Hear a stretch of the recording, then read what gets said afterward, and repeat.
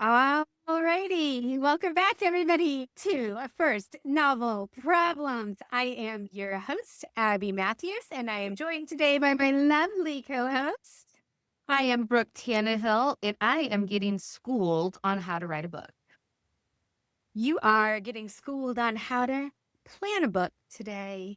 I'm going to say plan instead of outline because So we don't put a outline bunch of makes, people to sleep.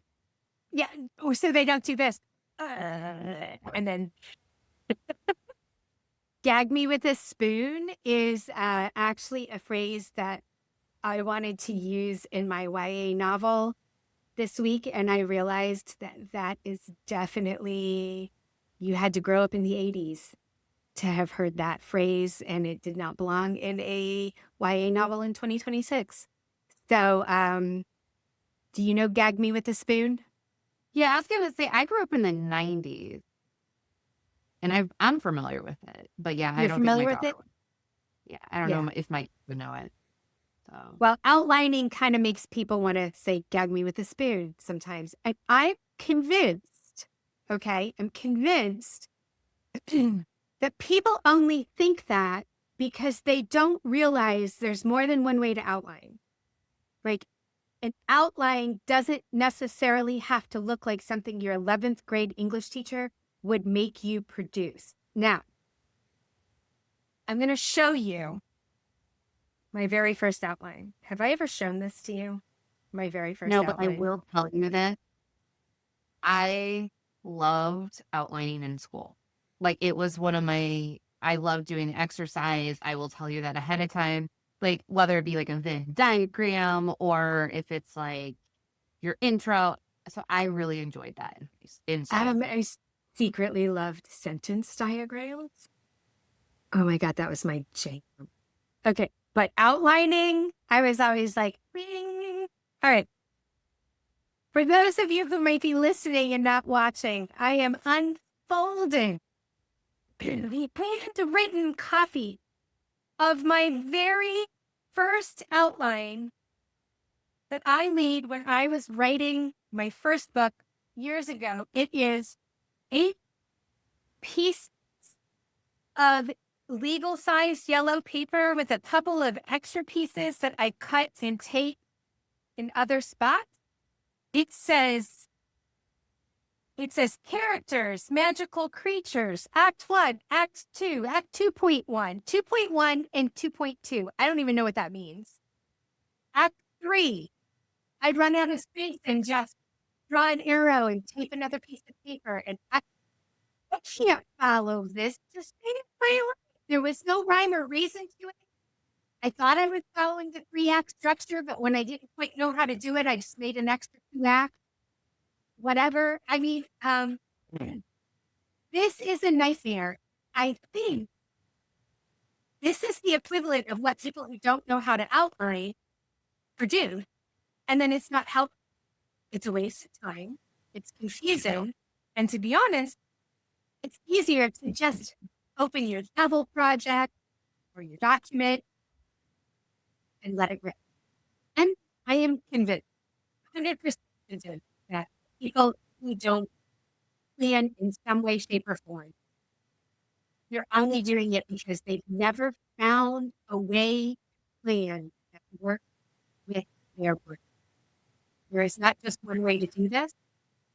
There are a million ways to do this. And all an outline is a plan about what you're writing.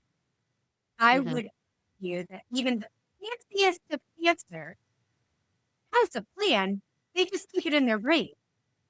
Yeah. They're not writing it down someplace where they can track it and check their work. They're just keeping it in their brain. Okay. Yeah. So today what we're going to look at is I have 6 different outlining methods that we will very briefly talk about. And I want you to pick the one that works the best for your brain. And the only reason why I'm going over all 6, and I'm going to do it rapid fire, by the way, is because I want people to understand how vastly different you can outline and it still be considered an outline. Okay. Okay.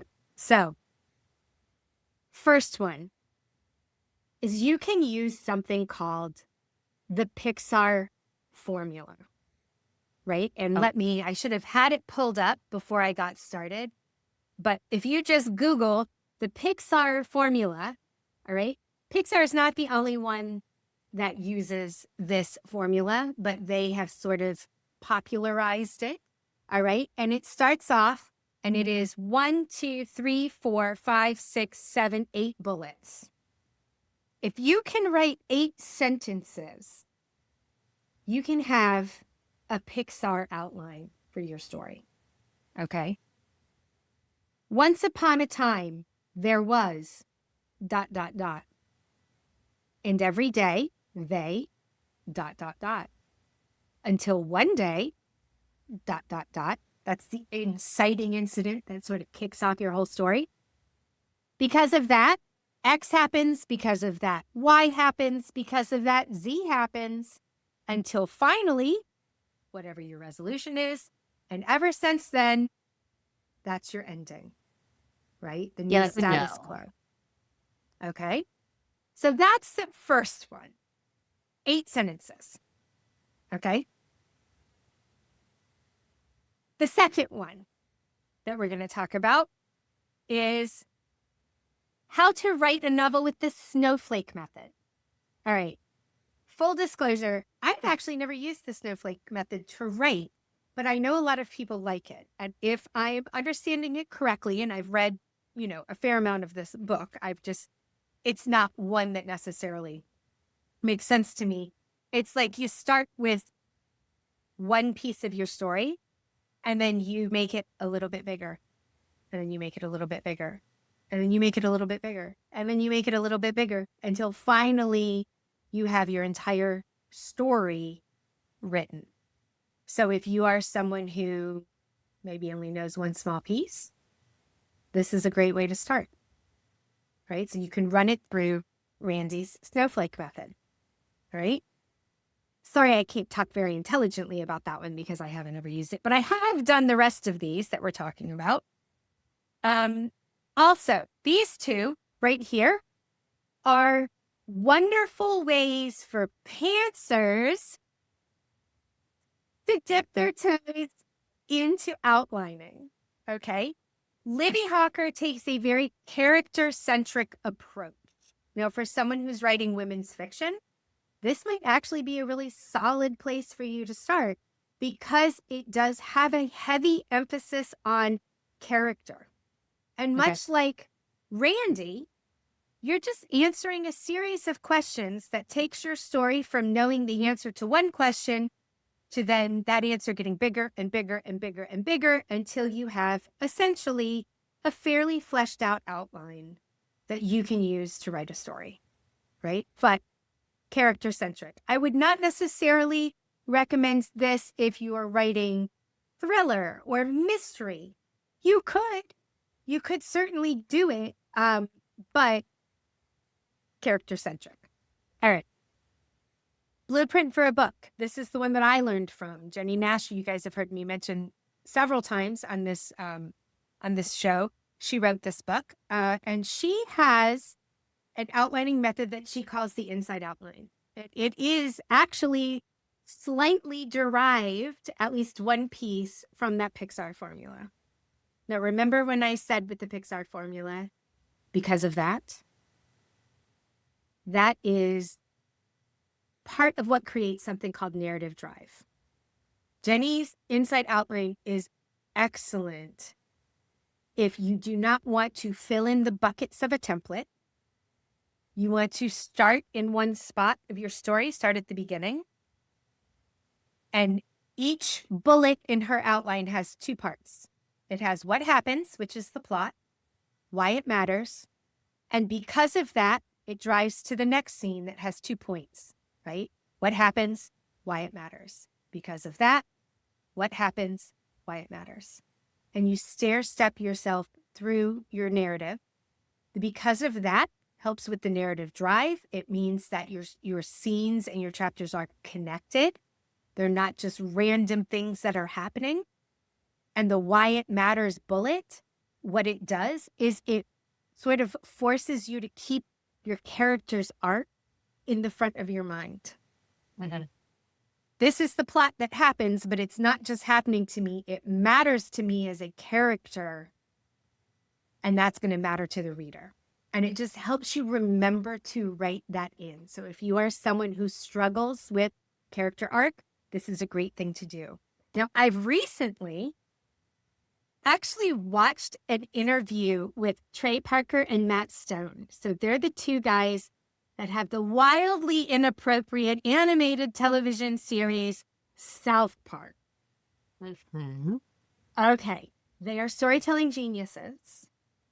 And what I loved about what they said, because they actually do something very similar to Jennie here with the because of that, only they say either therefore or but then. So this happens, therefore the next piece happens. Therefore the next piece happens. But then the next piece happens. I actually really love that, and I'm going to start working that into my outlines, because sometimes that but then piece you really need to bring in another part of your plot, another part of your subplot. Where I'm writing right now in my book, the mom sends a text that spirals the young girl. The girl is not, the main character is not in control of mom sending the text, but she is in control of how she acts on that text. And that is a perfect but then example. So this happens, therefore that happens, but then mom throws a wrench in the works. And because of that, now my story spirals in another direction.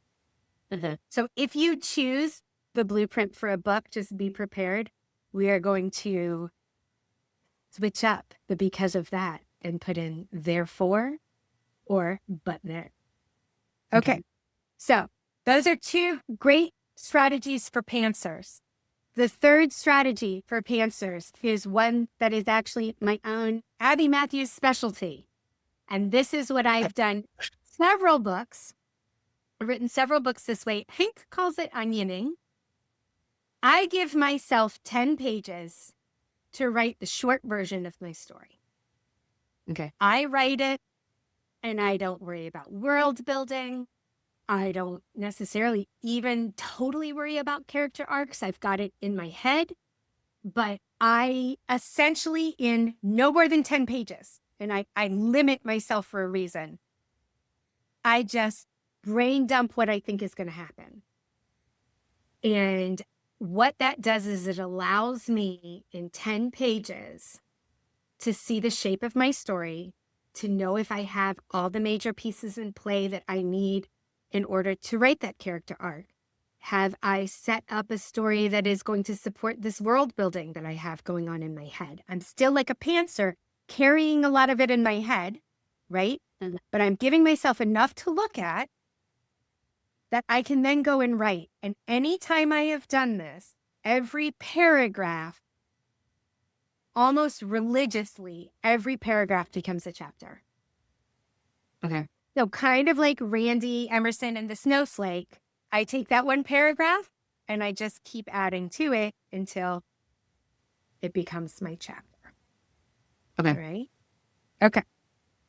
Last one.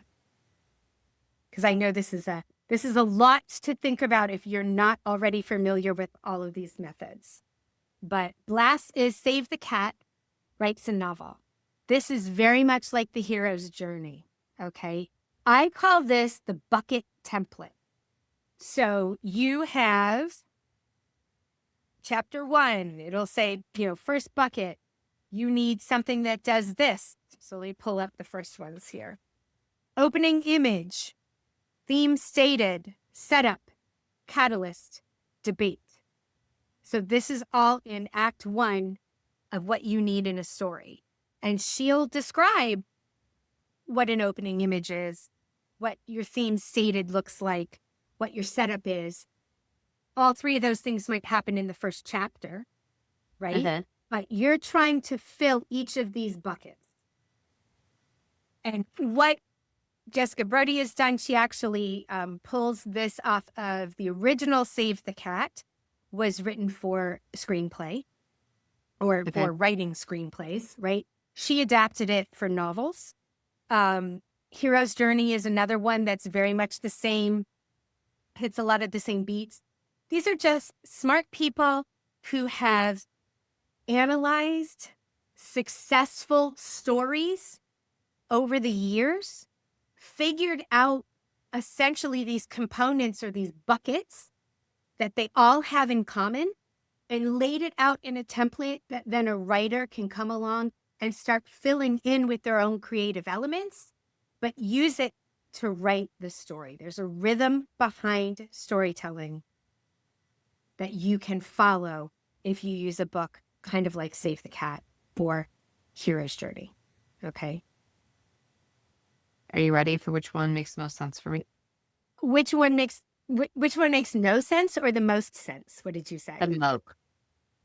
Okay, which one makes the most sense? Oniony. My thing?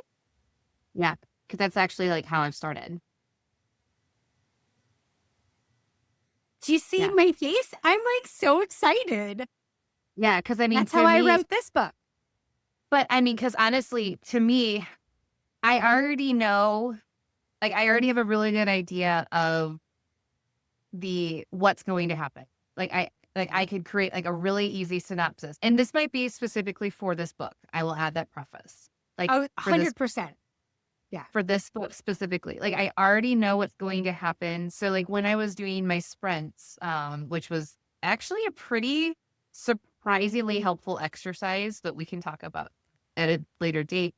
But I could write what was happening and like I could do the quick synopsis.